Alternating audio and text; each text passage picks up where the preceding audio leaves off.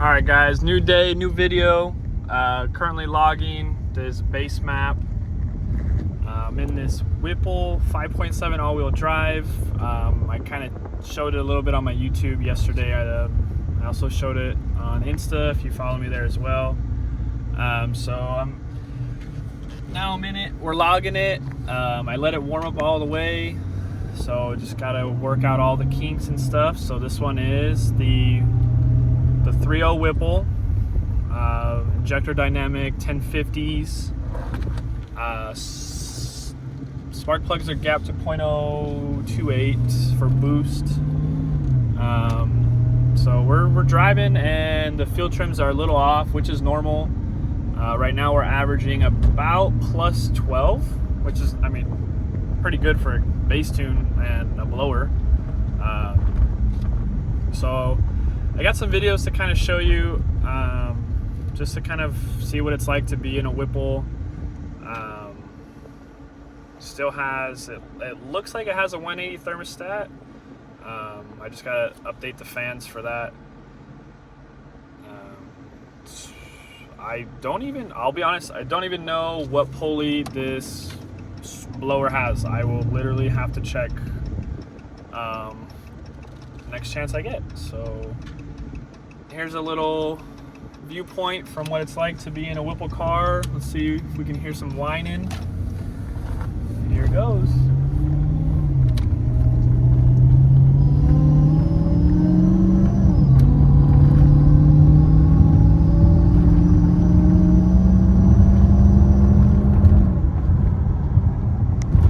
I don't know if you can hear that, but it's whistling and whining, which is fucking awesome. So excuse my language. All right, so I'll get some data logging going, kind of update you guys as we go. This one will not be going on the dyno. Unfortunately, I wish I could have those numbers. I'm not even gonna be able to do any kind of pulls because we still have the stock fuel pump. And I know for a fact because Sal, who has a Hellcat blower, he has a stock fuel pump as well, and he ran out of fuel at like 520-ish wheel horsepower. And I'm definitely not gonna be one to have this car run out of fuel on the street while I'm tuning it. I wouldn't even do it on the dyno. So, all right, here we go. What's funny is this car is about to run out of gas. So I actually need to go pump some gas right now. This is my first time being inside a 2015 all-wheel drive, and what I noticed right away is the shifter is way different. This one shifts like my mom's old 2003 Ford Excursion with the shifter up here, which is crazy. Oh, please don't take this pump, guy. There you go. All right, so let's fill this up with gas and keep it moving. All right, so here it is. This is a 3.5 pulley. I don't know how much boost that is gonna generate. I'd have to look it up. Also, don't ask me why I parked so close to the pump. I don't know why, but we're gonna upload a quick change and keep the drive moving. All right, so loading in tune number 2. Fuel trims were about on an average of 18% off. Now that is off of the injector data provided by Injector Dynamics, which is generally really well. So I literally was able to get the car started and it stayed on for almost 3 hours, idling on its own with just the base map for the boost and the map sensor and the injector data. So really good injectors there as well if you're ever looking for injectors. Gonna get on the freeway right now, so hopefully I can get up to speed a little bit and see if you guys can hear that whine. I think the 3.5 pulley provides up to 8 pounds of boost. I could be wrong. Fortunately I won't be able to test it because we don't have enough fuel, but we'll get to it. So look how good this data is right off the bat. So you want to be able to add these two numbers together. They should be within about 5%. You can see this side is within 3%, now 1%. This side is within 3%. So just some good old tuning, knowing what to do. Let's get out of here. This guy in this Challenger right now has no idea that I'm in this sleeper 5.7 with the Whipple on it. Poor guy. Poor guy.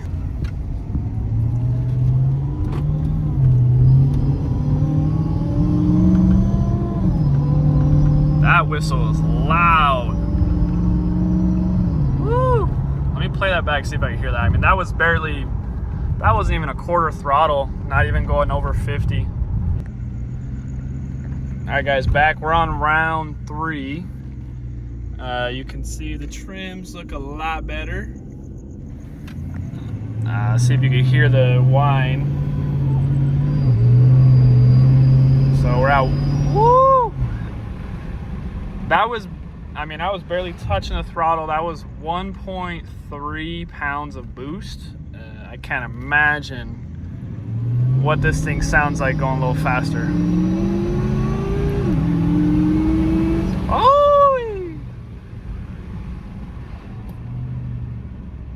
It's just crazy how with boost you can barely touch the throttle and these things just go.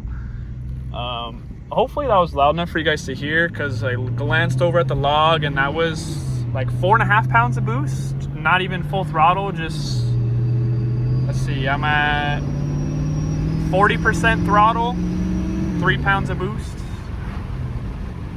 So doing pretty well. Hopefully you guys can hear the whine and stuff. It drives great. You honestly wouldn't even know this thing had a supercharger on it. So, you know, kudos to Whipple. They have a great unit. I've tuned quite a few Whipple builds. It's just nice to finally drive one. I've also tuned quite a few ProCharger and Hellcat blower builds.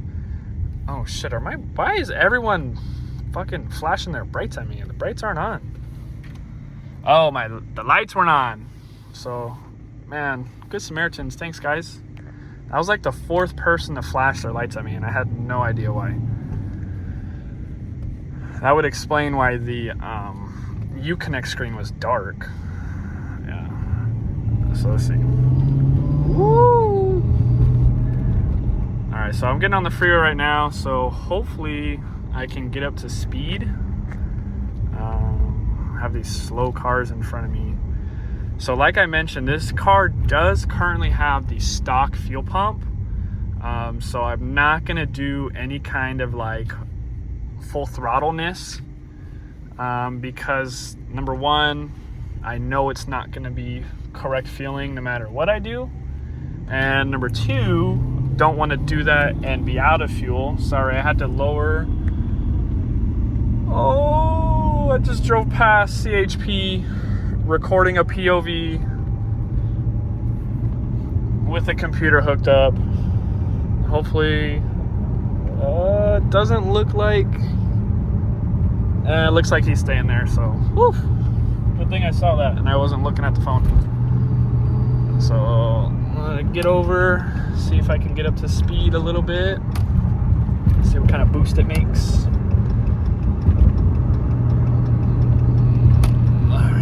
One more lane. All right, let's see what it makes.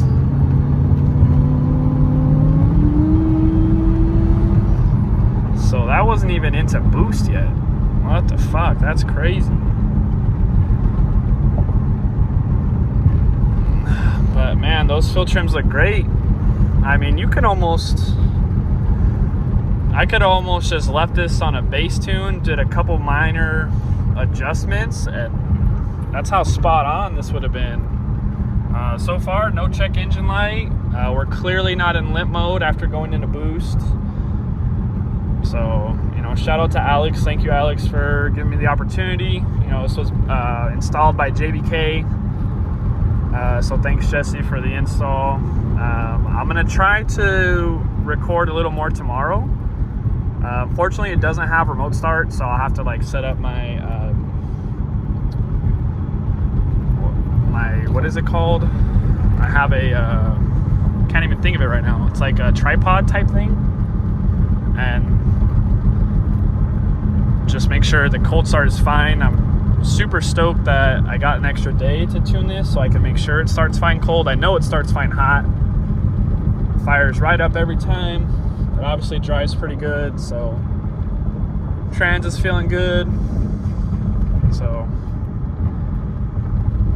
while I got you here, I'm not even gonna get to that. All right, so here we go. Let's see if we can get a little wine.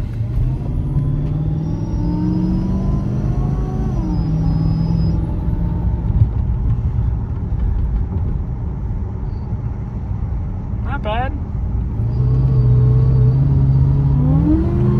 Oh-wee!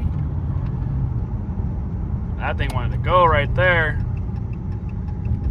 Let's do one more. Let's see. Turn right here.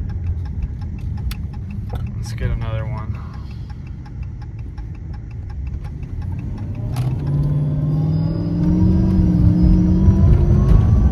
Woo! Man, Boost is so much fun to drive. Holy cow. I never really get to drive these things on the street. It's always on the dyno, so this is nice.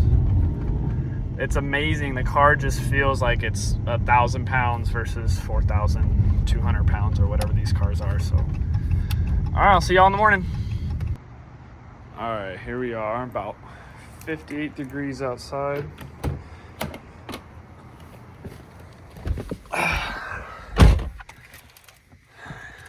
Let's see how it starts when cold.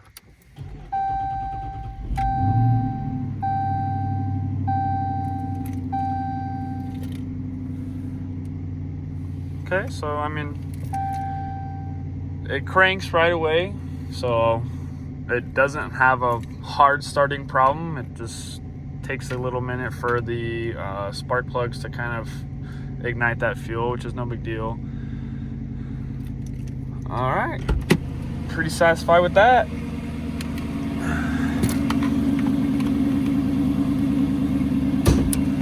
Gonna check on the lifters really quick because a lot of people think from my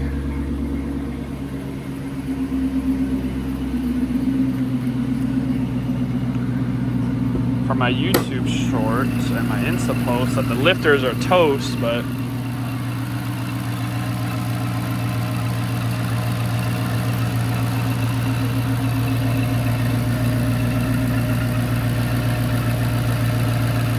oh, I almost stepped on a Hornet with no shoes on.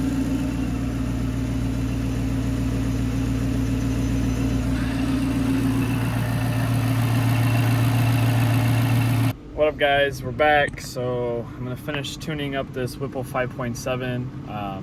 First of all, I think it's hilarious the amount of comments that I've gotten on my short about the motor being toast and if I know better, do better, yada yada yada. Like, clearly some of you guys have never had a car be down for over a month at a time and started it up. Like, that's just usually what happens. But to prove that the lifters aren't tapping like horribly like how they sounded in that video, because that was literally 10 seconds into the first startup in almost 2 months. So let me show you what it sounds like now.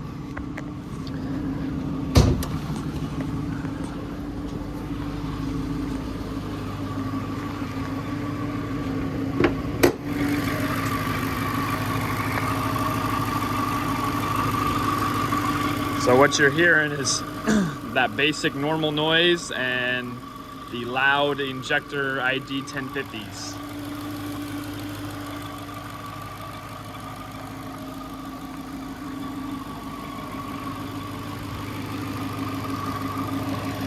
All right, so let's go do a little more testing and get it done.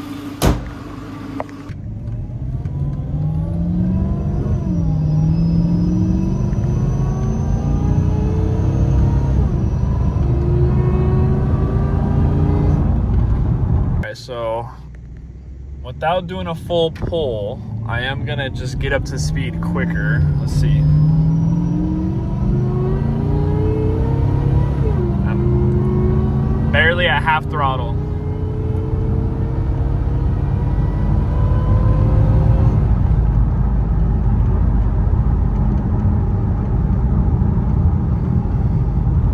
I think that was barely like 2 pounds of boost. I was looking over at my log. So let's see if we can do another. Let's go like 40 to whatever, half throttle. Here we go. All right, so there's half throttle.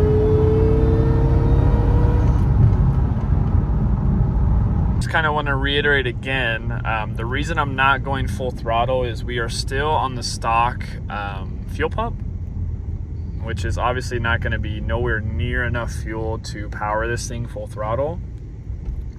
So we are on 91. I know that the stock pump will handle up to about 500 horsepower to the wheel. This thing is probably going to make more than that for obvious reasons. From what I'm thinking, it's going to see anywhere between 8 to 10 pounds of boost. Because the most I've seen so far at full throttle was 4 pounds of boost. I mean, not full throttle, at part throttle.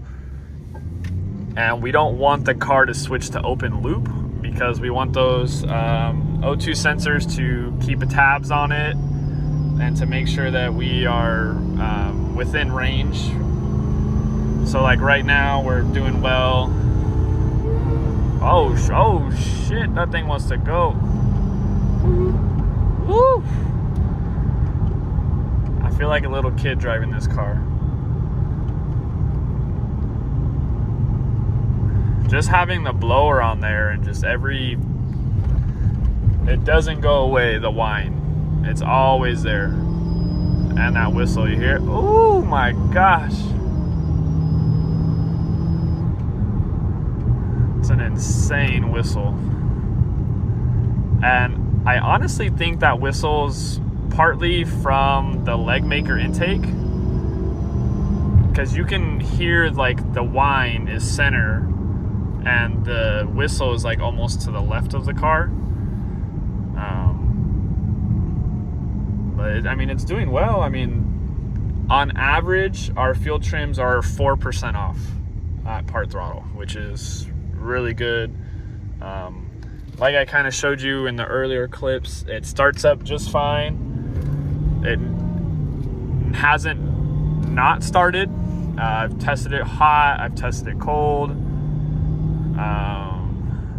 I'll even do like a test right now. So right now we're at motor should be nice and hot. Yeah, so we're at 190 coolant temp, so it's a nice hot start. Been driving around for a while. Turn it off and we'll see if it starts right back up.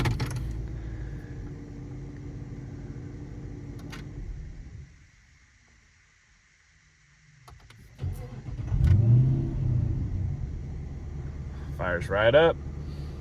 No questions asked. Let's see if we can hear a little bit of the whistle.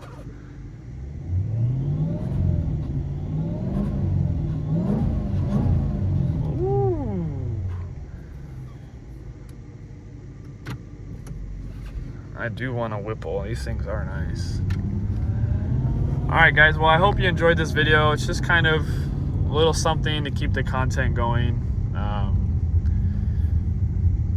I basically just, Jesse, like I said, to kind of recap, Jesse installed the Whipple and all the components and loaded the bass tune. I was able to drive the car out of the shop on the bass tune, and we're kind of just refining the tune right now.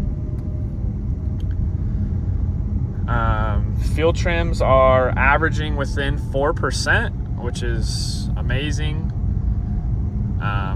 Just saw it starts up just fine hot. So this is the Gen 5 3.0 Whipple with the 3.5 inch pulley, which I'm pretty sure is going to make between 8 to 10 pounds of boost. But that will have to come for another day. I was actually surprised that some of you said that you didn't know the Whipple's whine on a 5.7, so that was kind of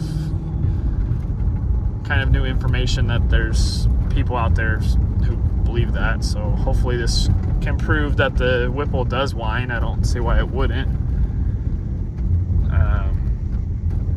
So if you need help with your boost tuning, just let me know. This one does have the 3-bar Hellcat map sensor, which is what you need for the car to run boost. And the map sensor is like just as important, if not more important than anything else. If you don't have the right map sensor, or you don't have the correct map sensor data to go into the tune file, it could be as bad as the car won't even start if the data is wrong. So you definitely want to make sure you have the right data. The one I recommend is the Hellcat 3-bar map sensor. I mean, there's the SRT4 sensor, there's the Hellcat 2-bar, but the Hellcat 3-bar, the OEM sensor, is the sensor that I have the least amount of problems with. I did have to buy I didn't buy it, but one of Jerome, who has a ProCharge Cam 6.4 out in Florida, he bought a sensor from HHP, and I thought I had the correct data for that sensor, but it turns out I didn't. So he actually had to contact them, and they had to share a whole bunch of data points for that sensor to work. And as soon as I put in their data points, the car fired right up, and we haven't had a problem since. So, but until next time, thank you guys for watching. I'll see you on the next video.